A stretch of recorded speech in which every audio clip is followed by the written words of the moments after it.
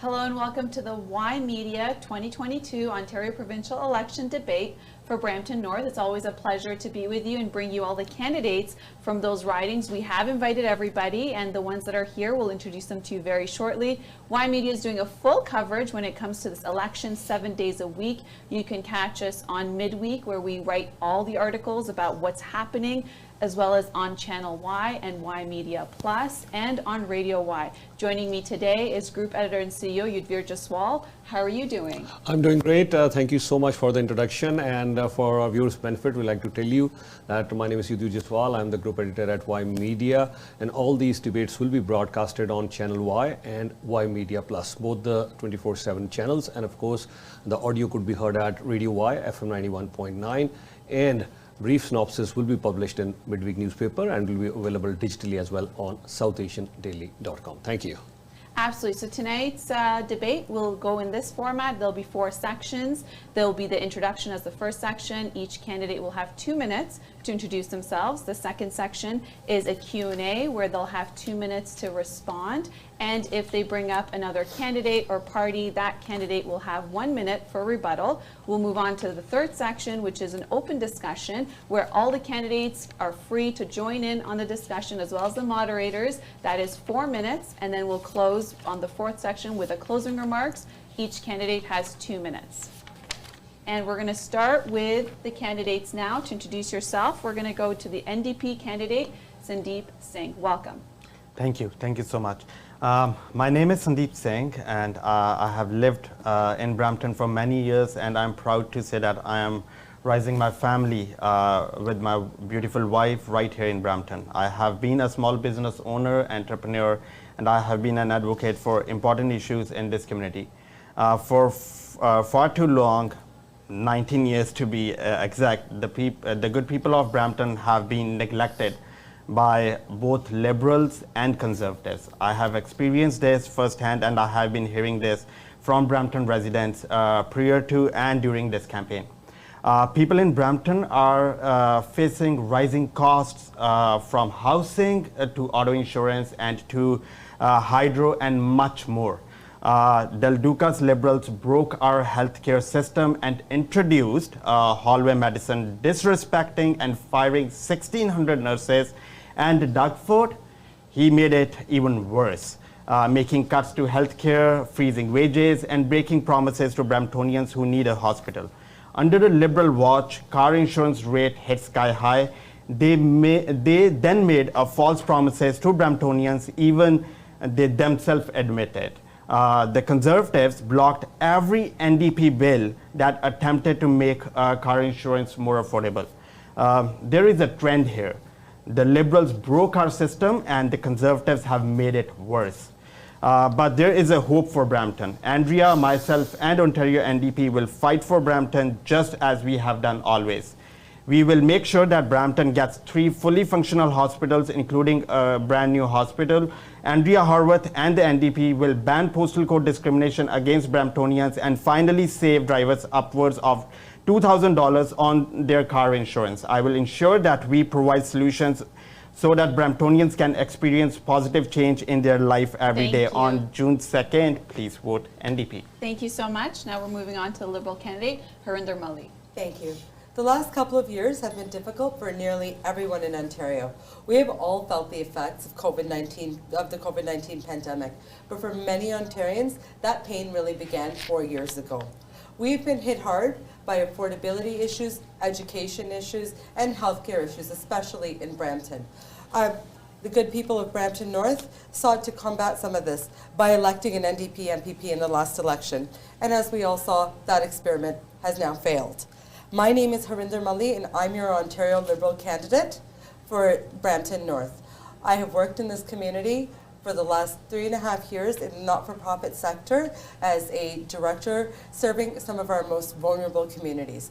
I also took this opportunity to return to school to get my MBA from the Rotman School of Management.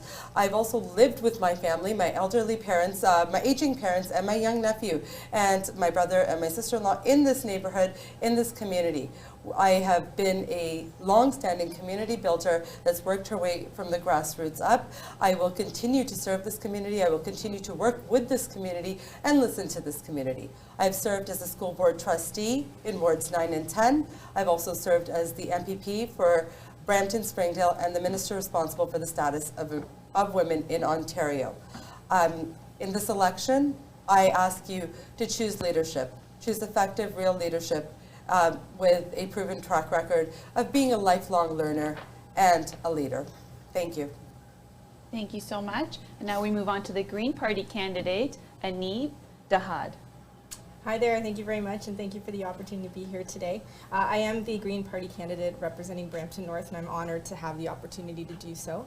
I would like to start by saying that I think we can all agree, and what I've been hearing from people that I've been out speaking to is that it is time for a change.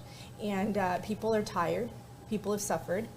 Whatever we have needed over the last 4 years, one of those things being hope that things will get better, it has not happened. We have to start asking ourselves why. Why are we seeing our community grow at a rate that is so alarming that we can't afford to put roofs over our head? Why are we living in a community where we're not seeing infrastructure being built at levels that supports healthy transit accessibility, access to healthcare, hospitals not being so overrun with wait times that we can't see physicians when we need to, access to immediate mental health, and knowing that we've got a green future with clean air for our children and loved ones. Why is it this way? How did this happen?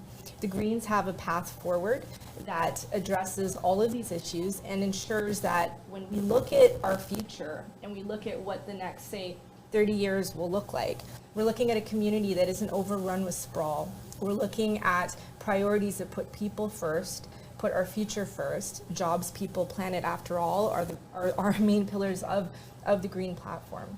What I implore people to consider is that it is time for a change. Elections are about choices after all. We need to get more Greens into office. We need to have a value system in the legislature that allows for decisions to be made that will ensure a greener, cleaner, prosperous future for us all. Thank you so much. We do want to let our audience know that we've invited all the candidates from all the parties to join us today in today's debate for Brampton North. And so far, we can see it's only the 3 parties that have joined us today, which is the NDP, the Liberals, and the Green Party. Yeah, I see the PC party candidate missing. Wish we had him because there were quite a lot of questions for the incumbent party member. Anyways, the first thing that we want to discuss today is healthcare.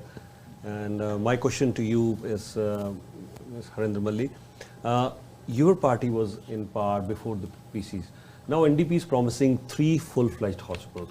And I agree to their point in Brampton that yes, with similar populations in Hamilton, it has multiple hospitals. Vaughan, they got a new hospital. We have multiple hospitals in Mississauga. Why the Liberals couldn't build 2 or 3 hospitals in Brampton, which the NDP is promising now? The Liberals have been committed to healthcare in Brampton. The Liberals have been committed to healthcare across the province. We are the government that built Brampton Civic. We are the government that supported the Peel Centre for Integrated Health and Wellness.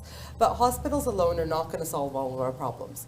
So first we need to look at Bill 124. The Ford government has introduced Bill 124, and that needs to be repealed. Because as we saw during the pandemic, we saw that nurses and frontline workers are actually fleeing away from the profession after all that they've suffered. We need to be thankful for their hard work and their commitment during the pandemic to us and to our families. And we need to respect the work that they've put in. We cannot be capping their wages because this is a multi-pronged approach to fixing the healthcare system. It's not a one-way answer. And we are committed to a second hospital. In 2018, we were ready to move forward on that project. Unfortunately, the Doug Ford government has taken an opportunity to delay it for 4 years.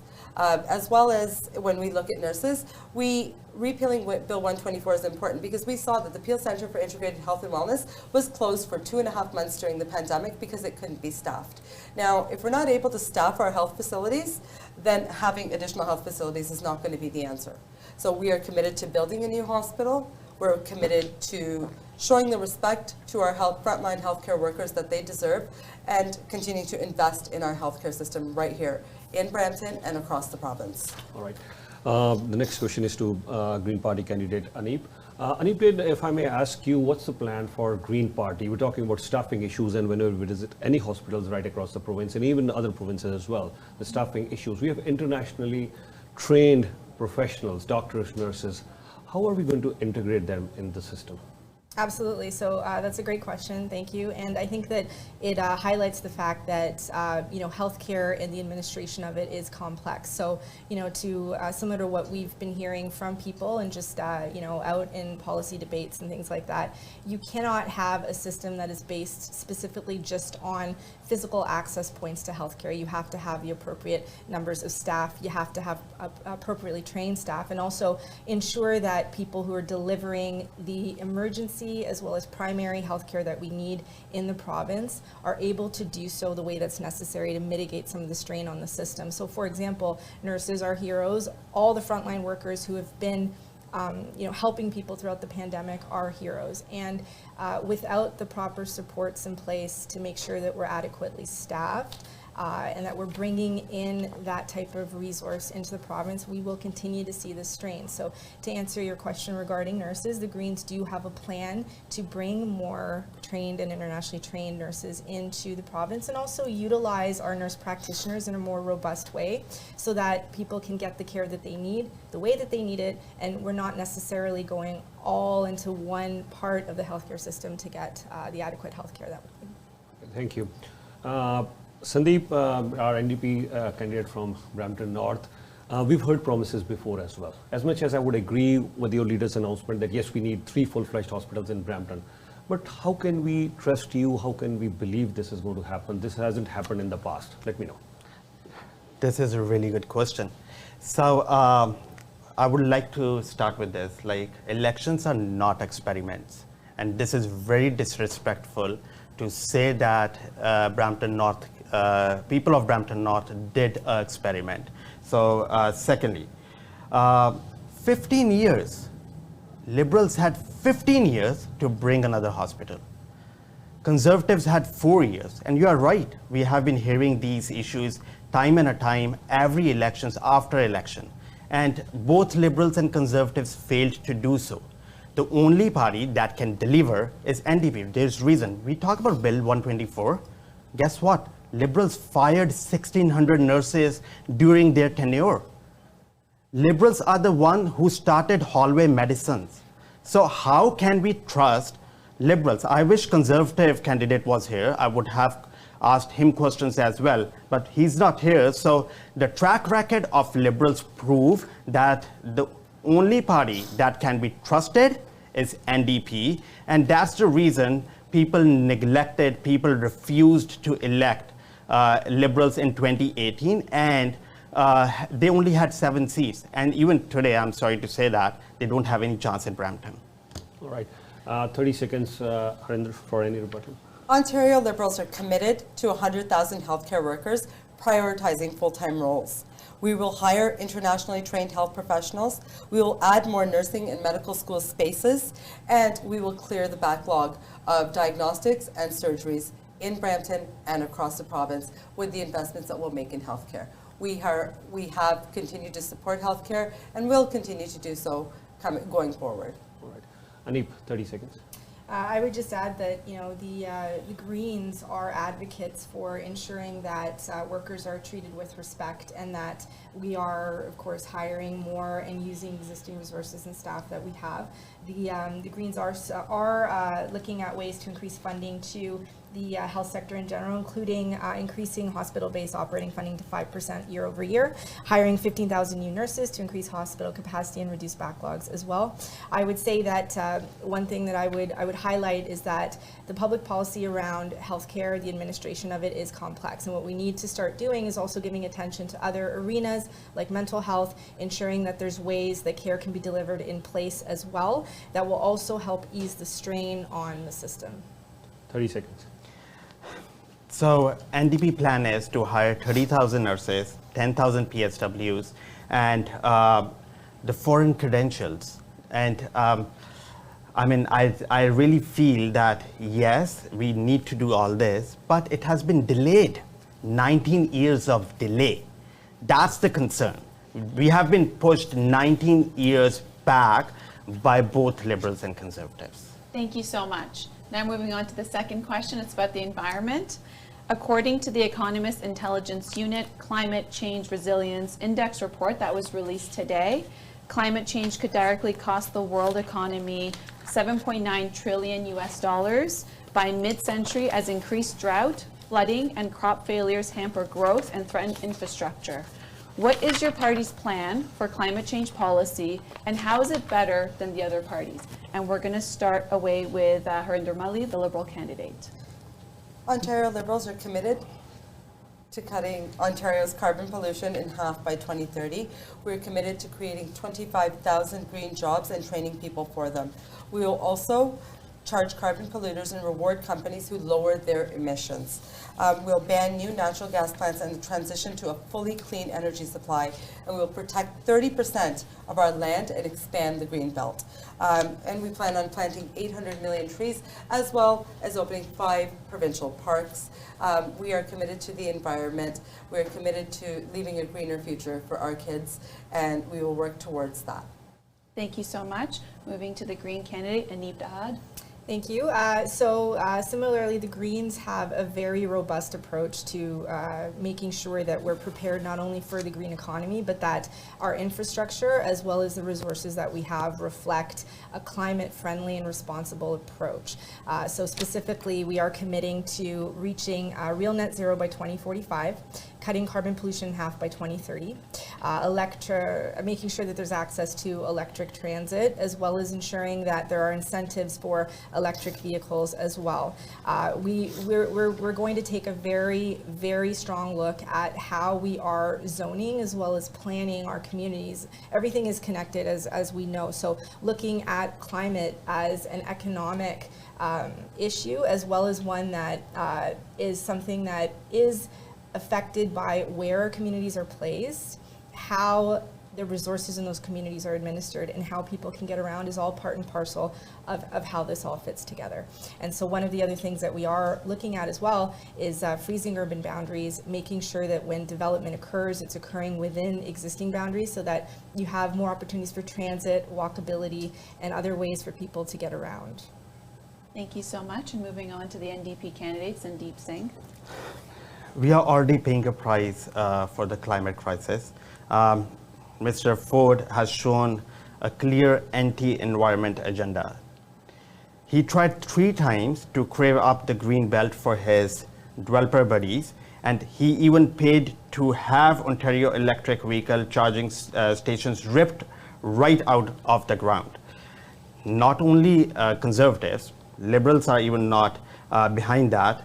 Del Duca's Liberal played a role in Wynn's cabinet approving the sale of Ontario Hydro, electricity privatization, and driving up people's hydro bills. These changes also made it harder for people to convert to a cleaner electrical home heating. NDP has a plan. NDP plan is to build a world-leading building retrofit program that will generate 15.2 billion and create 100,000 jobs. Ontario's first zero-emission vehicle strategy, ramping up electrical vehicle sales to hit 100% target by 2035 and electrifying all municipal transits by 2040. Thank you so much. Now, we're going to give the Liberal Party candidate, Harinder Mali, a minute for a rebuttal. Thank you. So, as I said earlier, I was talking about what we will continue to do to support the climate change, to support fighting the climate change crisis. And one of the biggest things that we committed to in our platform is a bucket ride in transit to get people off the roads, to increase access to transit, to be able to make access to transit more affordable and to make it easier. We're also making it more affordable and easier to choose to purchase an electric car, and we're going to make Ontario where electric battery vehicles are made and sold. We have been, once again, we are promoting a more green-friendly environment by putting these initiatives into play and by committing to wanting to put these initiatives into play if elected on June the 2nd. Thank you so much. Now we're going to move on to the open discussion format. What this is Yudhvir Jaswal, the group editor, he's going to start with a question on infrastructure. He'll call out a party and you can start, and then everybody else can join in. There's 4 minutes. Yeah, at any time, feel free, the other candidates can join in this open discussion. We're going to talk about infrastructure. I see this is a very big ticket item, and those who know me through my radio or TV, they know infrastructure is one of my favorite words here. And I see the $25 billion, the PCs that put up their budget. I wish the candidate was here to defend that, but here we have the 3 candidates. The PC candidate is missing. We have the 3 candidates. What are your plans? I see a lot of promises on schools, hospitals, the transit system. Harinder, why don't I start with you on this one, infrastructure? So as you said, we plan on investing in our schools, we plan on investing in healthcare, we plan on investing in the people of Ontario. We want to invest in infrastructure projects that will allow us to build our economy, that will allow us to create jobs post-pandemic, because that's where we need to focus right now, on how we can come out of the pandemic and make those wise investments to support our local communities. Why not this highway? We are, once again, the highway is something that there are alternatives available. And Brampton City Council voted 11-1 in favor of an alternative, a boulevard option. Liberal Ontario, all of us are committed to looking at that option and advocating for that option because it was supported by City Council. If we're not going to go back to our council that's elected by people to figure out what option I'm they a little want to pursue. surprised, I'm a little confused too, because Liberals leader says that they are against 413, but I recently heard one of the Liberal candidate saying that they are in favor of 413. I mean, I think it's hard for people to trust the things that Liberals are saying. I would be more than happy if my friend can clear that where does Liberals stand, because their stand change from one stage to another, as per the Liberal MPP candidate in Brampton saying this, that they are pro 413. And not only that, when we talk about education, I want to remind that it was Liberals who let the class sizes balloon, and they did not hire teachers and education workers, and they drove the school repair backlog to $15.8 billion.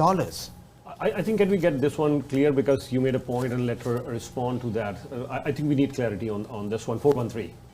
We, as our leader has said, that we will not be building the 413. We will pursue options that are supported by stakeholders, and we will go further into consulting on those options, like the one supported by the City of Brampton. So is my colleague saying that the other candidate is lying to people? Is that what she means? Because people are getting confused over here. Because I think I've made my opinion very clear. Thank you. So and if I could just jump in, sorry to cut you off. I was just going to say that with the 413, I think that what we have to realize is it is bad for everybody. It is unnecessary, and the Greens are very much in favor of ensuring that it is not built. The reason for that is a lot of what we're hearing today, and also what we're hearing in the community, which is you need to address the issues that are prevalent within the community before you start thinking about building new unnecessary infrastructure, in particular infrastructure that goes to farmlands and wetlands that are irreplaceable. With respect to the 413, there are other ways to use existing highways, for example, the 407, to mitigate some of the need that people might have to get around. There are other avenues, and in addition to that as well, there's this, I believe, this false sense of demand that's being spun to make people think that another highway is needed. We don't need more cars. What we need is more alternative ways to get around, and by eliminating sprawl, by building more responsibly, we're actually taking pressure off the system that's making people feel like they need to believe we need more roads going further away from the center when we should develop where we already are able to. All right. I doubt there is any way that we can really stop this urban sprawl. It's going to happen, but how we create green spaces around it and how we make sure that yes, you build enough transit system, I think that could be the key. Ramonaji, I'll pass on to you for the next one. Absolutely. But just to ensure that for 413, all the Highway 413, all 3 candidates here are against building. It's just the PCs that are saying they want to build it. That's the summation, okay. When it comes to Brampton, it's the next discussion. For far too long, it's been discussed that Brampton does not receive its fair share. It's something that has been talked about at every level of government, municipal, provincial, federal, for every election. So the question today is, what do you plan on doing in terms of representing your party for Brampton? And what haven't you heard other parties talk about that your party will accomplish if elected come June 2nd? And we're going to start with Sandeep Singh, NDP candidate. Thank you for the question. So we have been hearing this concern a lot, auto insurance. And Liberals in 2013 promised to decrease auto insurance by 15%. And then when they came to power, they said that it was a stretched promise. So usually, like when I'm going door to door, people do ask me this, the promises that they are making today might be the stretched promises as well.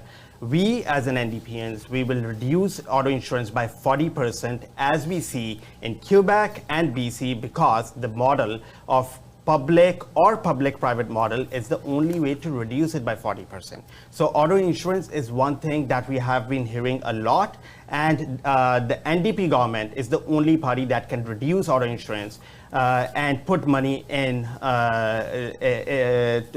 the Brampton North residents' pockets. Feel free, you guys have 3 minutes. I was just going to add that I think that collaboration and consultation, the appropriate methods to do that, is important. So for example, we're hearing that only 29, or we've seen stats that only 29 to 34% of people actually wanted the 413, for example, just to cite that as an example. And yet we're hearing rhetoric that it's what people want. So it makes you wonder: are the appropriate mechanisms to consult and make sure that people are democratically heard in communities being followed? I think that if I had the opportunity to represent Brampton North, I think making sure that everyone in the community, anyone who feels that their opinions are not heard, feels marginalized, or has not been able to feel like they've had a say, should be absolutely consulted in decisions moving forward. There should be transparency in how government or how governance is done, and all of that will feed into, I think, a more healthy political process for the region, a healthier, or for the riding rather, and healthier outcomes as well. As we know, that inclusivity and that ability to make sure that we're listening to our constituents is so important. Okay. So something different that we are focused on is the cost is bringing down the cost of living with our pillars and our pledge to affordability. Our leader has signed a pledge to affordability, which includes things such as reducing the provincial HST portion on prepared meals. I know that after a long day at work, it's really easy to stop by and pick up a pizza, or drive through Tim Hortons a couple of times a day, and that stuff adds up. We're committed to taking different pillars of affordability and ensuring that we're putting money back in the pockets of our residents. We also know that for the average commuter going into Toronto to work, that it's costing them approximately $260 a month to commute. But with the bucket transit, we're committed to bringing that down. We have students going into Toronto for school, we have people going into Toronto to work, and we want to make that transit easily accessible and workable for them. So I think Liberals had 15 years to do that. So why weren't they able to do that then? And what about the 2013 promise to reduce auto insurance by 15%? Like, where is that promise now?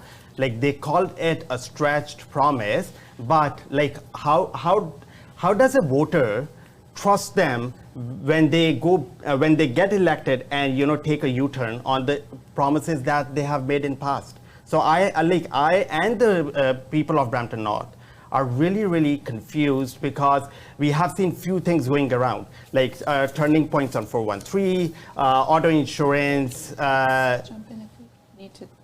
There's been no turning points on 413.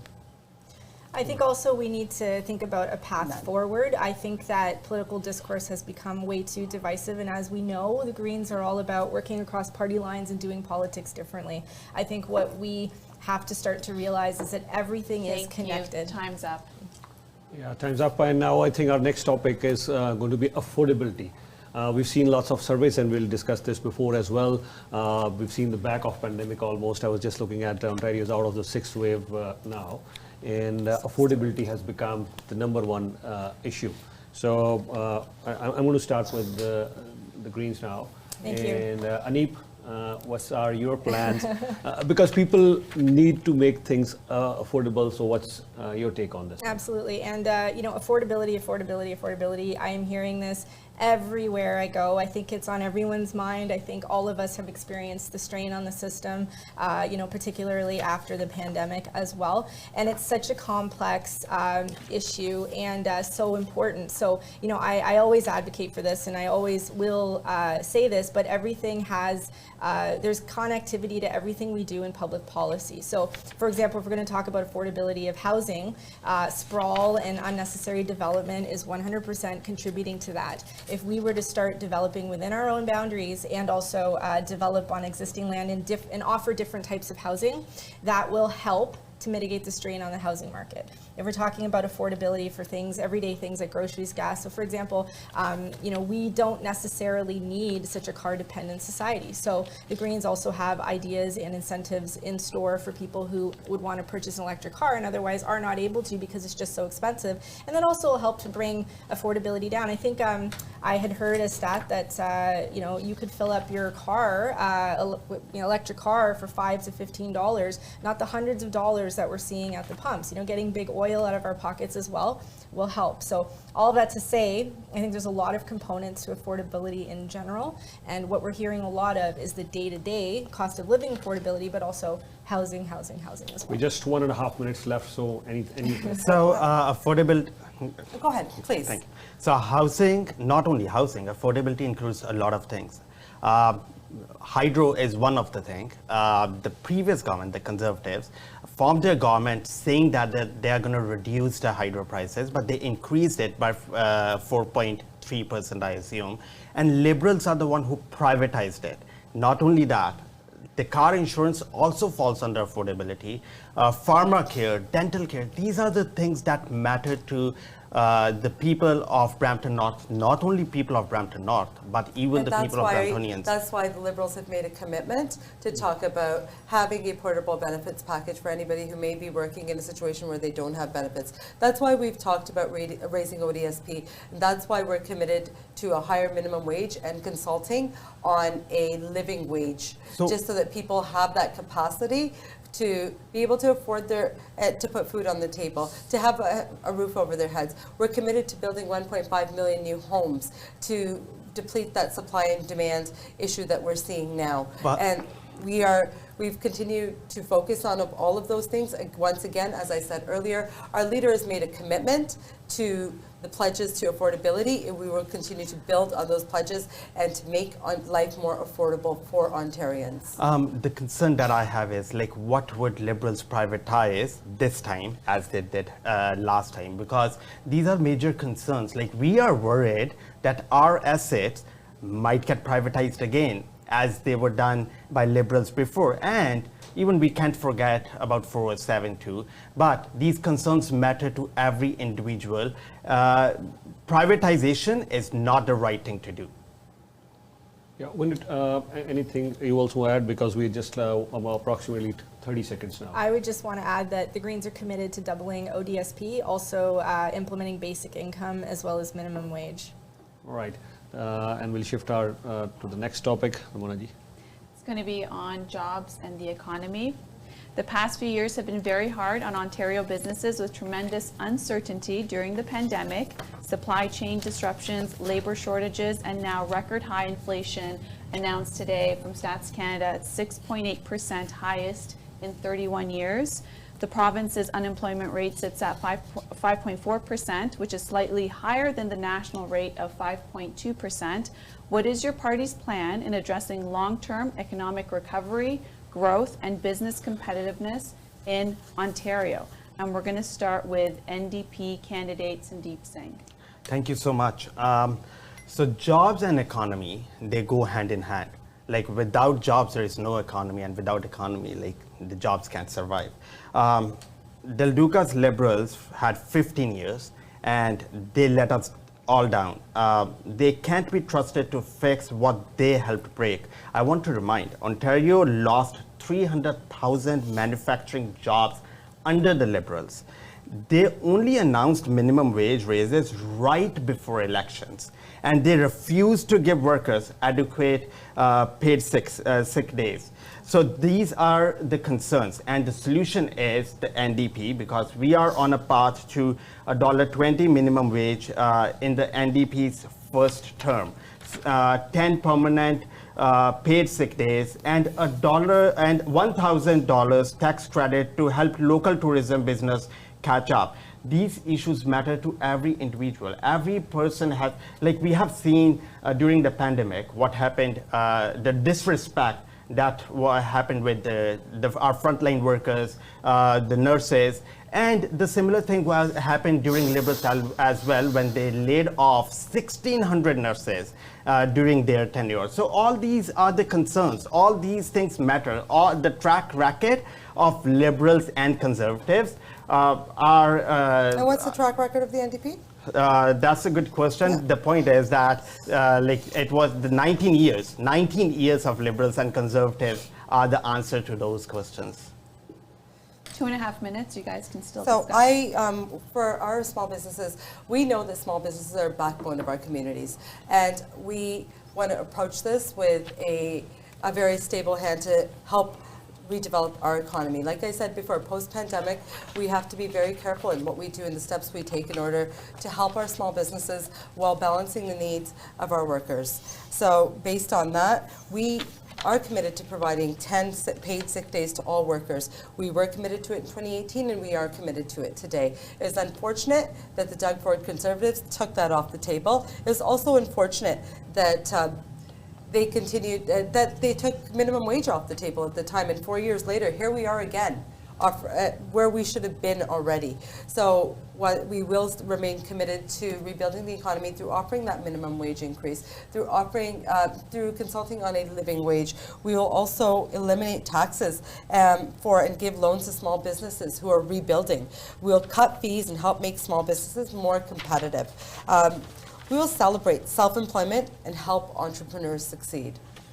A minute to go. I would just jump in and say that the Greens as well, they have a robust plan forward with respect to the economy, and specifically getting ready for the global demand there's going to be for green economy jobs and the skills and trades that are needed for that. So an example would be to create hundreds of thousands of new jobs by retrofitting 40% of existing homes and workplaces to meet net zero by 2030 and 100% by 2040. We are also committing to increasing sick days from 3 to 10. Protecting the health and rights of our workers with respect to collective bargaining and things like that as well. A healthy workforce, of course, is a more productive one. And let's talk about local food and locally grown sustainable food economy as well. So we will bring 2 rounds of small business recovery grant with one payment in 2022 and another in 2023. Along with that, I want to remind the Liberals that the expert panel examining Ontario Business Support Program report concluded that under the Liberals Ontarians, business support program were skewed in favor of large established businesses at the expense of new and small businesses. Instead of acting on that recommendation, Thank you so much. And at this point, I think we're almost towards the end of our debate. Last 2 topics, and again, we have 4 minutes for this open discussion segment. I won't say this is an issue, this is a crisis, the housing crisis that we're all facing, and I'm sure almost every resident in Canada, in Ontario, or for that matter, you're riding as well, they would want to know what are we doing for this housing crisis, if I may. We'll start with you, Harinder. As we said, we are committed to building 1.5 million houses over the next 10 years. We are also committed to building affordable housing spaces. So we want to ensure that there's mixed housing being built in order for everybody to be able to put a roof over their family's head. Any timeline for that? Any timeline you may suggest? Because I'm sure it will take some time. The 1.5 million? Yeah. Yeah, 10 years. 10 years? Yeah. Okay. Feel free to jump in anytime. Yeah. The Greens also have a plan to build 182,000 new permanently affordable community housing rental homes over the next decade, including 60,000 permanent supportive homes, mandate inclusionary zoning and require a minimum of 20% affordable units in all housing projects above a certain size. You shouldn't have to choose whether you're able to have a roof over your head. Making that a priority and addressing the linkages to mental health and accessibility to mental health and things that should work in tandem in ensuring that people have access to resources and also the ability to afford a home over their head are also priorities of the Greens. Renewing 260,000 community housing rental homes over the next decade is also a part of what the Greens are committing to, and working in tandem with the federal government under the National Housing Strategy as well. I could go on, but there are a lot of priority here that the Greens are assigning to ensuring that there is adequate housing, affordable housing for anyone who needs it, including the most vulnerable in our community. So we believe that housing is a human right, and NDP government will build 1.5 million new homes over the next decade. We will be helping with 10% of the purchase price of the individual's down payment. The program is called Ontario Program, HOP. And not only that, the problem is that the Liberals had 15 years to help, and they chose not to. They opened up huge loopholes for foreign corporations and billionaires so that they could snatch up the properties. Like we have seen, like both Liberals and Conservatives, they work for bigger corporations, bigger people, not for the common man, and that's the problem. So I think in the last 4 years, we've seen the housing market go from one to another. I mean, for housing, the price of housing to go up under Doug Ford's watch, $500,000 an average house, that's ridiculous. Everybody should have the access. From somebody who's worked in the not-for-profit sector for the last 2.5, 3 years, I've seen the most vulnerable in our city suffering to pay rent. So that's why we would return to rent control. We would make sure that everybody has a safe place to live. It's not fair for any hard-working family to not have a roof over their heads. And I'm committed to advocating to ensure that every resident of Brampton North and residents across Ontario have a place to live, have a roof over their heads, and we are committed to ending chronic homelessness. I agree with my colleague, but the concern is, within last 19 years, what happened? That's the question. So why didn't Liberals and Conservative work for last 19 years? Why now? Are these the same promises that every election we listen? Are these the concerns? Like this might be called as the stretched promises, as it was done in 2013. There's no stretch about it. It's time to move forward. Yeah. Okay. 30 seconds. Yeah, 30 seconds. Anybody want to use these 30 seconds to tell us any immediate actions, because there are certain promises that we see will take some time. Yeah. So we're going to build 138,000 deeply affordable homes, including 78,000 new social and community homes, and 22,000 new homes for Indigenous people. We want to, and this will help create 150,000 new jobs through building these new homes, and that is including, of course, we're talking about the 1.5 million that we discussed earlier as well. So thank you so much. I don't think so. Anybody else? You want to add something? I was still just have going 5 to say, seconds. yeah, I was just going to say, homes not highways, mental health, new climate economy, respect for people, reinvest in health and education, and protect nature. And this, I think, leads us to our last topic. Please go ahead. Our last topic is education. We've heard so much about education on this campaign so far, from building new schools to repairing old schools to capping classroom sizes, and then there's also $10 a day daycare. What is your party's plan, and why is your party's plan better than the next party? And we're going to start with Green Party candidate Anib Dahad. Thank you. I'd say that the reason the Greens have the best take forward on this is because we're looking at all different aspects of what informs funding, the funding formula for education, as well as access, and what creates a robust education system going forward. We're looking at longevity, not just short-term solutions. So, for example, we are committed to strengthening in-school learning. We're also committed to ensuring that equity is a pillar of public education, with the tools in place to address racism in schools as well. We are also committed to establishing an independent review of Ontario's education funding formula as well. We are also looking ahead to the green economy and what would be necessary for our children to succeed in that, and ensuring that the curriculum reflects the appropriate skills or choices that they have for those skills moving forward, and also eliminating streaming as well, and taking a look at what hasn't worked over the last 4 years, and what do our students need. I mean, society is evolving and changing. Our children are also going to grow and change into a world that is very different, and we need to make sure that they've got the tools and resources when they go to school to be able to succeed. Under the Liberal government, we saw graduation rates rise. We have a true track record on education. We saw graduation rates go somewhere from the 60s to the 80 percentile. We also invested in full-day kindergarten, giving families the opportunity to increase our workforce, right? Nobody had to stay home with the kids. We had those full-day kindergarten investments made, and going forward, we're committed to 20 kids per class right across the board. As a former school board trustee, I know how important that is. As somebody that was home with a little person for the last 3 years, or 4 years, I know what a disaster education has been. We had the Minister of Education tell us at 1:30 that we are not closing schools at 3:30. We are closing schools. There's parents that had to make difficult decisions. Some of us had that capacity to be fortunate enough to work from home or to be able to have our own businesses, and that was a luxury.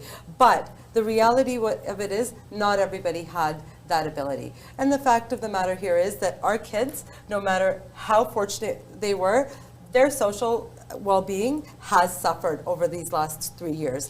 And this is thanks to the Doug Ford government. When we look at our youngest, I have my nephew at home.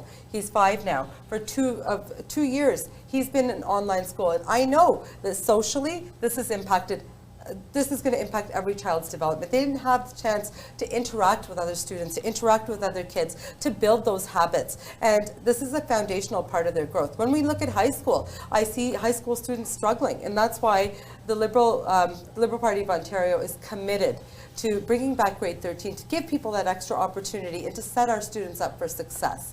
Not only that, we will introduce 1,000 mental health workers in schools. The pandemic has had long-lasting effects.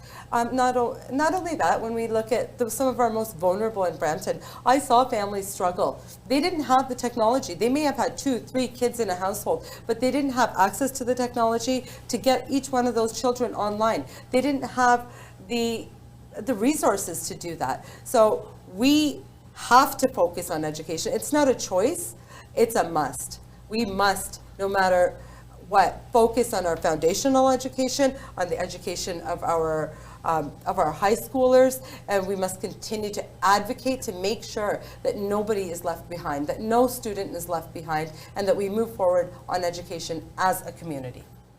15 seconds. So being a father of 3, I can understand the importance of education, and we are going to fix the things that has been broken both by Liberals and Conservatives. And we know that between 2011 to 2018, Liberals government has closed 270 schools. Time's up. Thank you. Now we're moving on to the final phase of this debate, which is your closing remarks. We're going to start with the Liberal candidate, Harinder Mali. You have 2 minutes for your closing. Thank you so much. Thank you to Y Media for having this forum and allowing us to have this healthy conversation about what we would bring forward as candidates. So I'm truly appreciative for the time that you've given us. This election is about 3 issues for me. It's about affordability, it's about education, and it's about healthcare. I've been a resident of Brampton for the last 26 years of my life. I've lived in Brampton, and I understand your needs are my needs. Your issues are my issues, and I commit to you that if elected on June the 2nd, I am committed to working with the residents of Brampton North, being the voice of the residents of Brampton North, and bringing forward the issues that they bring to me. I thank you again for your opportunity and support in the past, and I look forward to your support on June the 2nd to elect a Liberal government here in Ontario. NDP candidate Sandeep Singh. Thank you for having me here today. I've had time to reflect on what it really means to seek election. The goal is to be of good service, but the purpose is much, much deeper. I'm running for my neighbors, for Brampton families, for seniors, and for the next generation of Bramptonians. I see it as a duty to advocate for change so that we can all have a better life together. But we have to remember that there is a lot we need to fix. Our hospitals and our healthcare system are overcrowded and understaffed. Our healthcare workers are heroes, are not being supported. Owning a home is out of reach for many Bramptonians, and just because we live in Brampton, we are being gouged on auto insurance. These issues were not born overnight. These issues are the result of 19 years of neglect. The Liberals and Conservatives saw all these issues come to light during their administration, but they choose to do nothing about it. They chose to let things get worse, and they will continue to neglect Brampton. When we form government on June 2nd, we will work hard to fix things every single day, because that is what Ontario NDP is about. We can defeat Doug Ford and his Conservatives, and we are the only party that can do that, especially in Brampton North. The Liberals do not have a chance. Quite frankly, they have shown that they do not deserve the chance. The Ontario NDP works for hardworking, everyday people who contribute so much to our beautiful city and our province, and I will keep fighting for you here in Brampton North. Thank you so much. And the Green candidate, Aneep Dahad. Thank you, and once again, thank you for the opportunity to be here. I think that we have to take a step outside of what has always been existing choices and know that there are other ones available. On June the 2nd, you can choose to make a statement towards the future, towards change, and towards something different. We need to get more Greens into office, and we also need to ensure that we have the value narrative that would represent, adequately represented in our democratic process. The public policy framework as it is right now is not working, clearly, and the divisiveness of traditional party lines is also not working. The Greens are committed to working across existing lines to just ensure that we do politics differently. This is about thinking outside the box so that you can get the basic needs that you're entitled to as an Ontarian, as a resident of Brampton North. Why should you have to advocate so harshly for things like healthcare, access to it, to be able to get around, to be able to afford to eat and have a roof over your head? It's not something that is optional. This is an entitlement as part of society here, and the Greens have a way forward to make sure that we're putting in place the proper policy infrastructure with the proper values so that what's important and what will be important for our children going forward is also made a priority. And so that would be sustainably planned communities, healthcare, affordable housing, as well as an emphasis on mental health and the ability to get around with clean air and access to clean transit. Thank you. All right, we wish we had more time, but there was a very interesting discussion that we had today. I'd like to thank at this point all the candidates who participated in the debate. Mr. Sandeep, thank you so much, our NDP candidate from Brampton North. Aneep, thank you so much, Green Party candidate from Brampton North. And thank you so much, Harindra, our Liberal Party candidate for Brampton North.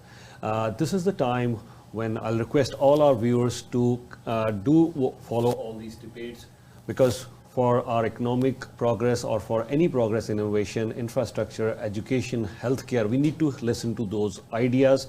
And I hope more and more candidates participate in the debate and more viewers do get engaged. Thank you so much. On behalf of Y Media Group, I'd like to pass on now to Ramona. We want to thank you for joining us today in this discussion, this debate. It's so important that the viewers at home are able to hear from you, and as it is that it's your local candidate, your MPP, that is going to be your representative. Whoever becomes elected come June 2nd, you cannot reach out to the Premier, but it is one of these people who becomes an MPP that you can talk to, who's your first point of contact. It is an expensive vote. We urge you to vote, especially on advanced polls. Please get out even before June 2nd. Y Media is doing a full coverage on elections and bringing you all the latest news and headlines and debate to make sure that you're well informed to make a good decision on June 2nd. I'm Ramona Singh. Thank you for joining us. Thank you again to all the candidates, and thank you, Yupir Jaswal. Thank you. Thank you.